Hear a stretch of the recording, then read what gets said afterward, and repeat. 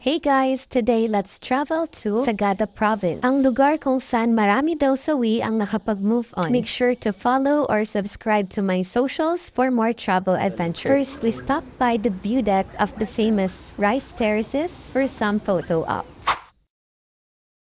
When we arrived in Sagada, we went straight to our accommodation, which is Iona Homestay. After dropping off our things, we looked for a perfect place to have lunch, and we found the Yogurt House. I love the sauteed beef I ordered. After a great meal, we prepped for an ultimate cave challenge, the Lumiang and Sumaging Cave Connection. At the entrance, there are ancient burial coffins. Our point of entry is Lumiang Cave. This is my second time to try the cave connection. Way back 2016, our point of entry was Sumaging Cave. Medyo chill pa daw tong umpisa guys, and very basic lang. Kaya na lang mag-judge. Salamat sa mga workout at yoga at nakakaya ko pang bali-baliin yung katawan ko dito. Magugulat ka na lang para kang pumasa sa ninja training. Agility at flexibility ang labanan dito guys. Saan napunta yung Hay, ewan ko ba bakit ko to ginagawa. Nagbayad ako para pahirapan yung sarili ko. Char lang, ang saya kaya ng ganitong adventure.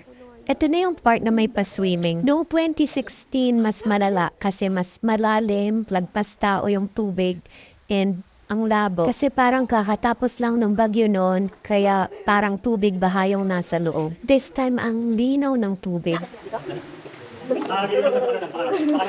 This is one of the exciting part. Yung need mong tumungtong sa likod ng guide and mag-rappel para makapunta dun sa next part ng cave.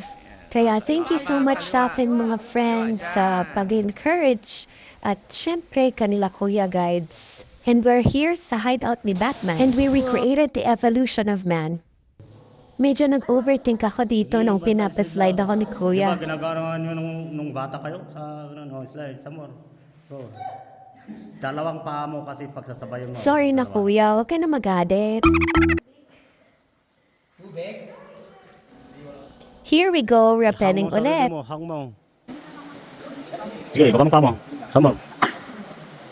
Sige, sige. Ay. Mako pa din, mako. Sabihin kang mako. Mako. Para makarelax yung sarili.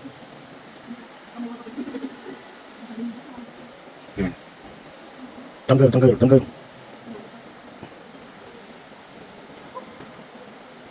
Next.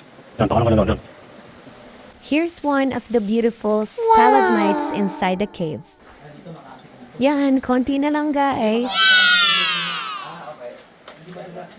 Instead na pumila for photo op dun sa mga rock formation sa Sumaging Cave, nag-chill na lang kami dito sa mini pool. And we did it guys! Na-survive namin yung Lumiang to Sumaging Cave connection. We did it for almost 4 hours. Make sure to try it when you travel to Sagada. After an adventure-filled day, we went to Log Cabin for dinner. I had the pork steak meal. It's day 2. And we're starting early with the hike to Marlborough Hills. So we're here to see the beautiful sunrise and the sea of clouds. Ang dami namang taong nag-aabang ng sunrise at sea of clouds. At di mawawala ang ating aura video at time-lapse ng sea of clouds and sunrise. Ito nga pala yung souvenir shop and 7-Eleven sa tuktok ng Marlborough Hills. So, hindi kayo magugutom at mag-enjoy kayo mag-shopping. From Marlborough Hills, we are traversing to Blue Soil. Before that, stop muna sa mga spots na maganda mag-photo op. Like this, oh, may rainbow.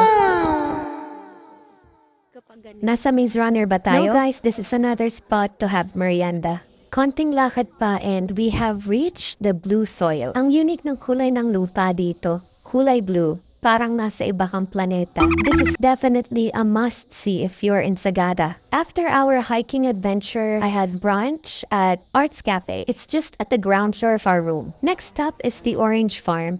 Mukha pang dalandan yung mga orange nung time na yan. Unlike nung pumunta ko noong 2016, talagang orange na sila. And that's me picking some orange na ipapasalubong ko. And nagmukbang din ako ng orange habang namimitas.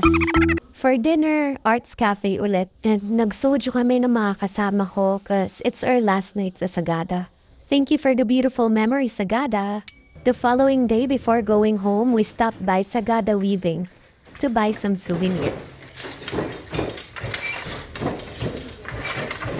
On our way back, we stopped by Mount View Cafe to have breakfast. Then for lunch, we stopped by at the Farmer's Daughter's Restaurant in Baguio. Ang sarap ng traditional Cordilleran dishes nila dito. A great way to end our trip. Again, thank you for joining me on this amazing trip to Sagada. If you enjoyed this video, don't forget to like, leave a comment, and follow or subscribe to my socials for more travel vlogs. See you in the next one.